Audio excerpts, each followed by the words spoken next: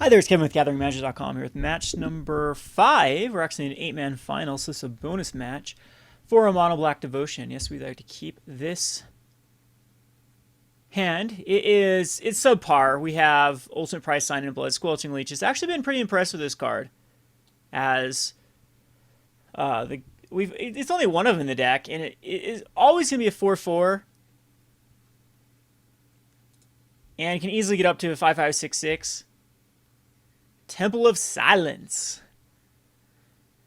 We can go ahead and hopefully draw a 1-drop here and play a Bloodsoaked Champion. Temple of Silence could be any deck. Most likely Abzan. There's so many Abzan decks running around. The last Grand Prix was pretty much dominated by Abzan aggro, but Temple of Silence is an awkward card in Abzan aggro. Grey Merchant. Love to see the Grey Merchant, but we do need land drops. And keep in mind, we do play a low land count due to the Sign in Bloods. Probably should be playing more than, since we cut a Sign in Blood down to 3 of them, probably should be playing more than 23 lands. I think 24 is probably the sweet spot with our curve to statistically hit 5-drop on time. But playing a low land count with a heavy amount of removal spells in your deck is also optional because you can get there eventually. And this does look like it's going to be Abzan. And most likely we can't actually do anything against the Walker. That's going to be rough for us to deal with. It does give us a 2-drop with the Despoiler, but a turn 2 Hangarback Walker is very, very problematic. Intimidate does nothing against it. He puts out a bunch of... Looks like he's going to put another one out. So Drown in Sorrow's Bile Blight's going to be very good in this matchup. I doubt he blocks the Despoiler. We need to land very badly here. We can sign a Blood for the land if we don't hit it, but I would rather just hit a land drop and progress our board with a Herald of Torment. So we do hit the land. That's beautiful. So I will go ahead and attack. I highly doubt he blocks. He might, but that's awesome if he does. I'll take that trade. Yep. Okay, so he gets a 1/1. It's might as well use those before they get out of control. Or kill that before they get out of control. I mean, just imagine his turn 3, or his turn 4 here, just putting 2 counters on the Hangarback Walker. You can make the argument that, well, maybe we just need to go for as much devotion as possible and then use a big Grey Merchant. But I could, with this hand, we could pound through, and the less tokens, the merrier.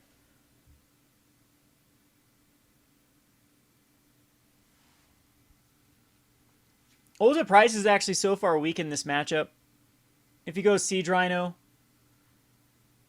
Looks like it's like Hangarback number 3. Okay, so I'm losing a life. Again, want to hit that land drop. Beautiful. Hitting those on time. We're going to go ahead and attack in with the Torment.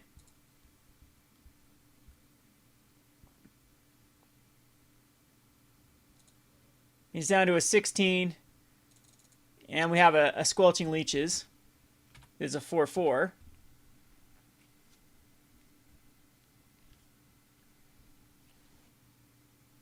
Decides not even to Thopter. I'll definitely allow this Squelching Leeches to die if he wants to. Well, I think here we'll definitely sign in Blood ourselves before the combat because we want to hit it like a Bile Blight. We do find 2 lands off of that. That's okay, and the Squelching Leech becomes bigger, so now we can safely attack in with both.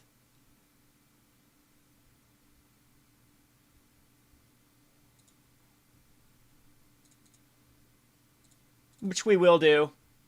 So he becomes a 2/2 and a 3/3, and then he gets a ton of tokens back and kills the Squelching Leeches. He doesn't know what I have in my hand, though. I mean, it's a risky block if he takes it. I personally wouldn't do it. I just throw a 1 of Hangarback Walker onto it. Look at these useless ultimate prices in our hand. Guess I could have went Mogis' Marauder there. It would have been 1 more devotion, but it would have been pointless to give it Intimidate. I'll most likely... And then that would take away the bluffing here. And then he would know just to block, and pump. Because he gets 5 1/1s. I mean, this is really playing the same role as the Hornet Queen. And this is another card in Mono Black Devotion you can definitely use. I wouldn't be against it. It's one of those cards you'd probably not Nighthowler Shrine of Nyx. And he is going to go that route. I don't blame him for it. It's very risky, though. Any removal in my hand would totally mess up this block. But at least the Hangarbacks are out of the way.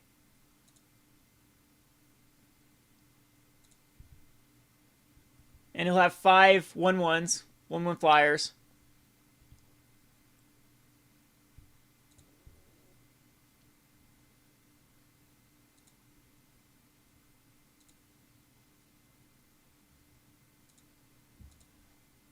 And I am just going to throw out a Mogis' Marauder now, even though it doesn't get haste or anything, just for the devotion.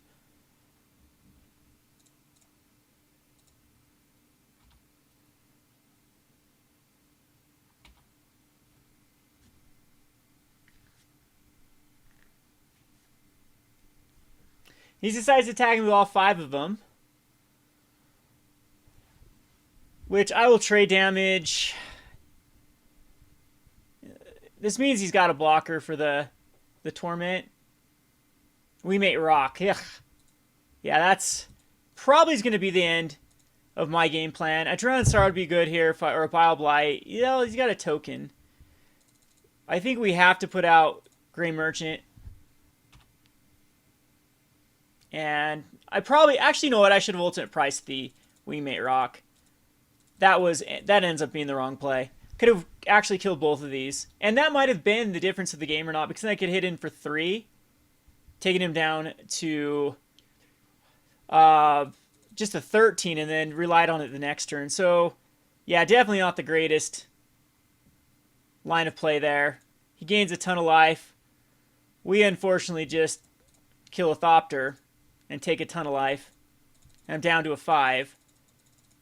And see if another Wingmate Rock comes out here. So heavy Wingmate Lock. The Lanquish, or Siege Rhino, takes us down to a 2. Yeah, terrible play on my part. Should have definitely ultimate price. I was still thinking these ultimate price were basically useless in this event, but he's down to 2 cards. With the amount of flyers he has, we need a Bile Blight off the top. Hero's Downfall takes care of the Siege Rhino. I didn't want to show him what he has in hand. There's no way we can come back from this. So, my bad. Definitely mucked up that play. We'll bring in the Lanquish. I don't know if Infinite Obliteration needs to come in here or not. I think it's relevant enough. Pharika's Cure, yeah. Self-Inflicted Wound, sure. It's okay. It's better than these ultimate prices.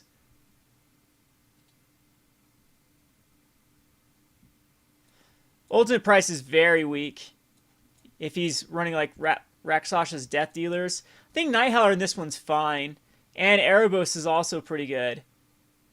Duress. I didn't see anything. I saw a lot of creatures and that's it.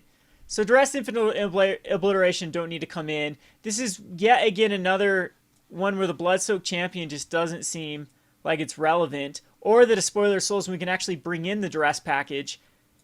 I'm thinking that might be the right line of play is bring in the Duresses, bring in the Infinite Obliterations, and maybe even bring in a Perilous Vault. Yeah. Drowned in Sorrow is also okay, but I don't think it's enough things in his deck to justify bringing it in. Alright, yes, I'd like to play first. We will not keep this hand. I think we have to mulligan it. And this is okay. This is a lot better. So we'll start off with the Swamp.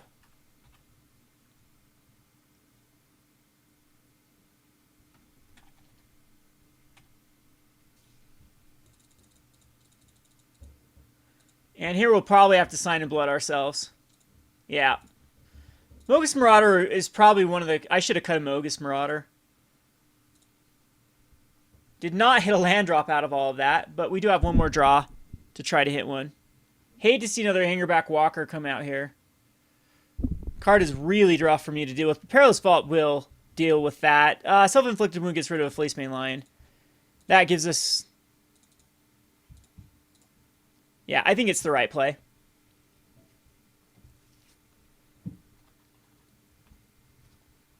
Well, Infinite Obliteration for Siege Rhino. I think it's the more powerful card. And a Fenza.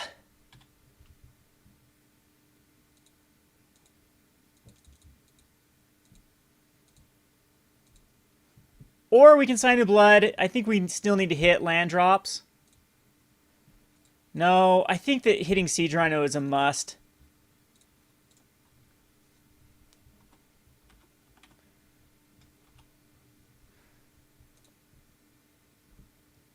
And we hit 2 in his hand, so that pays off.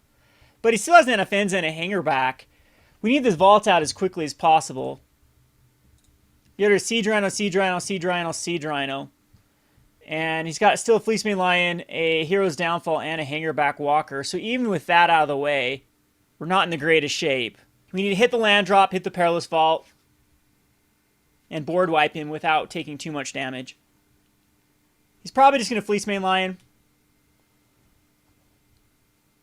I'm surprised he goes Hangarback Walker because he can get more value out of it next turn. Other than now, he can attack with it, and so we do hit the swamp, so I think we do Vault here.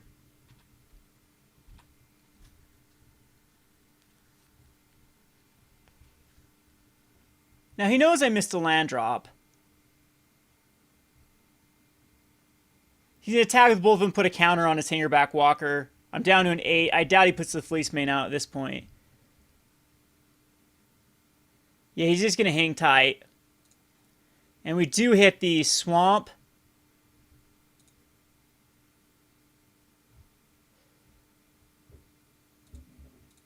I could wait one more turn to go to a 1. I don't think that's the right play. And unfortunately, we have to Vault. So here comes the Fleecemane and one other in his hand. He has one unknown.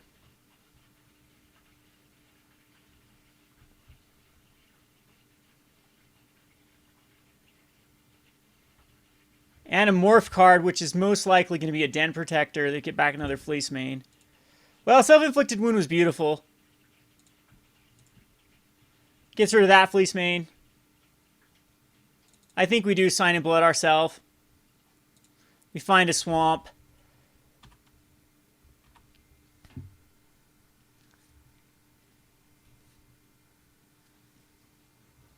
Down to a 4. One Hero's Downfall. Yeah, there's the Den Protector to get back a Fleecemane.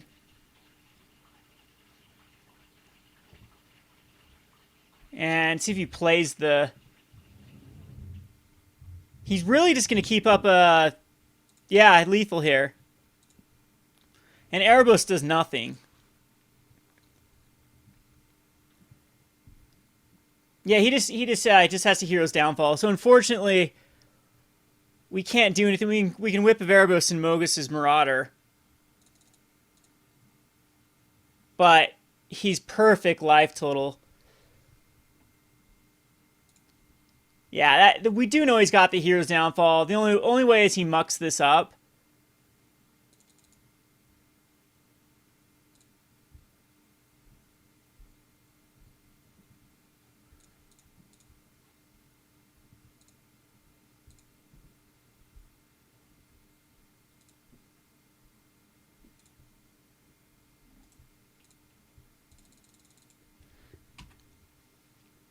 And he's tapping the creatures. Perfect draw with that Den Protector. Down to a 3. And that is game. So that was rough. We even hit perfectly with the Siege Rhino. We lucked out with some of the Siege Rhino draws. Another Swamp Wind out. We needed like a Titan out. No, a Titan wouldn't have even worked either. Something that could survive... Or Hero's Downfall of our own would have worked, and then we'd still be in the same... Well, then we could have whipped. A whipped Hero's Downfall, or Bile Blight, etc. And then we could have double Mogis the following turn and gain some life. Back up to it, and then hopefully... And then at that point, though, it'd be really rough to keep up with his Fleecemane and his card draw. But anyway, we'll go on to the wrap-up. This has been Kevin with GatheringMagic.com. Thanks for watching. Thanks for watching Playing on a Budget. If you haven't already, please subscribe to Gathering Magic and check out our Playing on a Budget playlist, which contains every episode. Thanks again and hope to see you soon.